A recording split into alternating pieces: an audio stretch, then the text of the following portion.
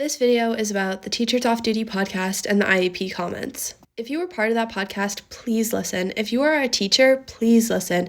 If you know someone who's disabled or on an IEP, please listen. I'm not here to spread hate to those teachers that made those comments. They rightfully got called out and they know what they said was wrong. I want to use the situation to explain how much power teachers hold and how silly little comments like that have long-term lasting effects on children. Now, before we get into this, I want to make it super clear that I love teachers. They are overworked and underpaid, but there are teachers with ableist mindsets. I have autism, ADHD, and dyslexia, so to say that school was hard for me is an understatement. A comment that was said on the podcast was that there are kids that are barely on IEPs. That's an incorrect statement because as a teacher, you are not a judge of that. I don't look autistic. I don't act like I have ADHD, and I have a really high IQ, and people don't understand that I can be smart and be close to being unable to read at the same time. I was not even on an IEP, but that's a whole different story. I'm severely dyslexic. I'm 21 years old and I read at a 5th grade level, and people cannot read things that I write due to my spelling. I could not physically read in a single assigned book in high school. I had teachers that believed your thought process, that there are kids that don't need to be on IEPs.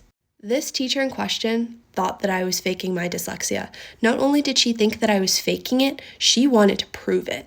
She continued to call me out in class every single day to read out loud, knowing that I could not physically read the book. And she would sit there and listen to me stutter over the words as everybody in the class was laughing, and she would laugh too. I had so many teachers tell me that I was faking my struggles, that I wasn't using the accommodations to the fullest extent, and my all-time personal favorite comment, quote unquote, "You should know your place in this world." My school experience was traumatizing because of teachers like those. It fully made me believe that I was worthless and deterred me from wanting to learn. So then to hear you make jokes about that and say you call a kid dumb, but you spell it out because they can't read and they won't know what you're saying, you're making fun of my life. That is my biggest insecurity. You are a teacher and you are supposed to be encouraging education.